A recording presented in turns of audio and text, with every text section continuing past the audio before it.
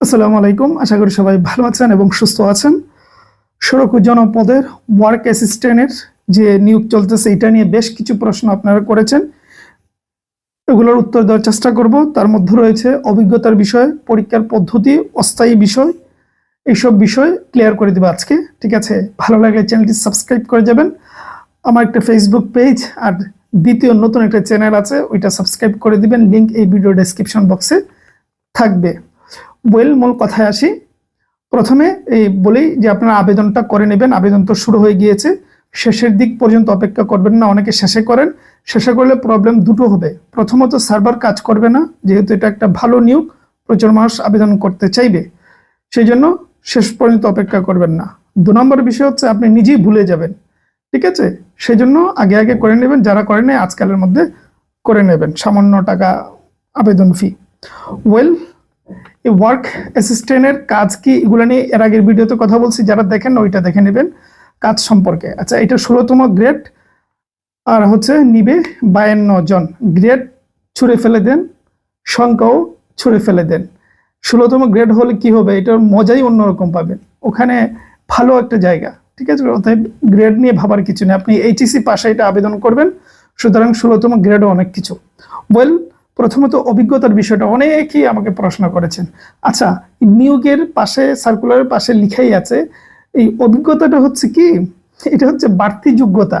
আপনার থাকলে ভালো, না থাকলে কোনো অসুবিধা নেই। আপনি অভিজ্ঞতা না থাকলে আবেদন করতে পারবেন না, এমন কোনো কথা নেই। তারা বলছে অভিজ্ঞতা থাকলে একটু প্রায়োরিটি তাদেরকে বেশি দেওয়া হবে। এখন কথা হচ্ছে প্রায় 100-র মধ্যে 90 ভাগই আবেদন করবে যাদের কোনো ধরনের অভিজ্ঞতা নেই। বাকি 10% হয়তো আছে যারা এর আগে কাজ করেছে। কিন্তু এই 10%-এর তো প্রশ্ন আছে। তারা প্রিলিমিনারি পরীক্ষা পাশ করতে হবে, ভাইবা পাশ করতে হবে, তারপর তাদেরকে প্রাধান্য দেবে। তো যারা কিছু অভিজ্ঞতা আছে তারা ওই পর্যন্ত যাইতে পারবে কিনা, এটা তো একটা বড় প্রশ্ন। সুতরাং এই অভিজ্ঞতার বিষয়ে আপনার নজর দেওয়ারই দরকার নাই। এটা হচ্ছে অপশনাল বিষয়ের মতন, ওইটা আপনার মাথায় জায়গা দেবেন না। ঠিক আছে। আচ্ছা, 2 নম্বর প্রশ্ন হচ্ছে অস্থায়ীর বিষয়। প্রচুর মানুষ এটা জিজ্ঞেস করছেন যে সার্কুলারে অস্থায়ী, স্থায়ী অস্থায়ী নিয়েও টেনশন করবেন না। এটা আজ এইটা মানুষ টেনশন করে না বুঝে। সরকারি চাকরি বহু জব আছে যেগুলা লিখা থাকে অস্থায়ী। তার কারণ হলো ওই মুহূর্তে তাদের মানে ওইটা স্থায়ী করার মানে বিভিন্ন কারণে সম্ভব হচ্ছে না। কিন্তু এটার মানে এই নয় যে আপনি এখন অস্থায়ীভাবে যোগদান করছেন, পরবর্তীতে আপনাকে বের করে দেবে না। সরকারি এটা বিভিন্ন সিস্টেম আছে, অনেকগুলা নিয়োগ থাকে অস্থায়ী ভিত্তিতে। পরবর্তীতে সময়ের সাথে সাথে এটা অটোমেটিকলি স্থায়ী হয়ে যাবে। এটার জন্য আপনাকে কিছু করতে হবে না। বিষয়টা এমন নয় যে অস্থায়ী যেহেতু পরবর্তীতে আমার জায়গা হবে না, এরকম মোটেও না। এটা সরকারি প্রসেসিং এর মাধ্যমে এটা অটোমেটিকলি হয়ে যাবে। আর আরেকটা কথা বলে দিই, সরকারি যে কোনো চাকরি, সেটা বিসিএস হোক অথবা অফিস সহায় হোক, যে কোনো চাকরি প্রথম 2 বছর অস্থায়ী থাকে। ঠিক আছে, এটা মনে রাখবেন। সুতরাং যত বাংলাদেশের যত জব আছে প্রথম 2 বছর সবই অস্থায়ী। তাহলে আপনি স্থায়ী আর অস্থায়ী নিয়ে টেনশন করেন কেন? এটা আপনার কাজ না। আপনার কাজ হচ্ছে আপনার আবেদন করা। এগুলা ফালতু জিনিস মনে জায়গা দেবেন না। 3 নাম্বার মোস্ট ইম্পর্টেন্ট, পরীক্ষার পদ্ধতি। আচ্ছা, পরীক্ষার পদ্ধতিতে হয় 70 নম্বরের এমসিকিউ পরীক্ষা হবে। আমি আপনাদেরকে স্ক্রিনে একটা প্রশ্ন দেখাচ্ছি। 1 ঘন্টার মতন সময় দেয়। এই এমসিকিউ পরীক্ষাকে তারা লিখিত পরীক্ষা বলে। অনেকে আবার পরবর্তীতে বলবেন যে ভাই অনেক জায়গায় দেখছি লিখিত পরীক্ষা।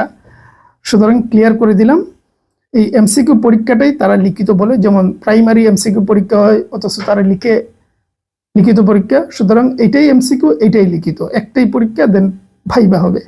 সুতরাং এখানে কোনো ধরনের কনফিউশন তৈরি হওয়ার সুযোগ নেই। মানে এমসিকিউ পরীক্ষা দিয়ে এমন একটা ভালো জব আপনি পেতে পারেন 70 নম্বরের একটা এমসিকিউ দিয়ে।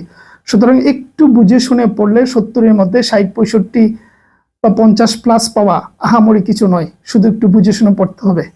ঠিক আছে, এগুলো নিয়ে আমরা পরে কথাবার্তা বলবো, পরে ভিডিও আসবে, প্রচুর আসবে প্রস্তুতি নিয়ে। আপনারা যদি বই চান সেটাও আমরা কাজ করব, পরে এগুলো পরের বিষয়।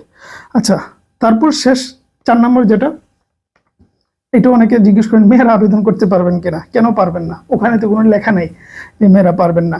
সুতরাং আপুরাও করতে পারবেন। সব কথার এক কথা, অভিজ্ঞতা বলেন, অস্থায়ী বলেন, ওগুলা মাথায় জায়গা না দিয়ে আপনার প্রথম কাজ আবেদন করুন। দ্বিতীয় কাজ, আমরা যে পরীক্ষার পদ্ধতি বলবো বা বললাম, ওই আলোকে পড়াশোনা করেন। কি পড়বেন সেটা তো আমরা দায়িত্ব নেব, বলে দিব। ঠিক আছে, সুতরাং এই হলো আজকের মোটামুটি বিষয়। আরো কি কি জানতে চান সেগুলো নিয়ে কমেন্ট করবেন, ইনশাআল্লাহ পরবর্তীতে ওগুলো নিয়েও কথা বলবো।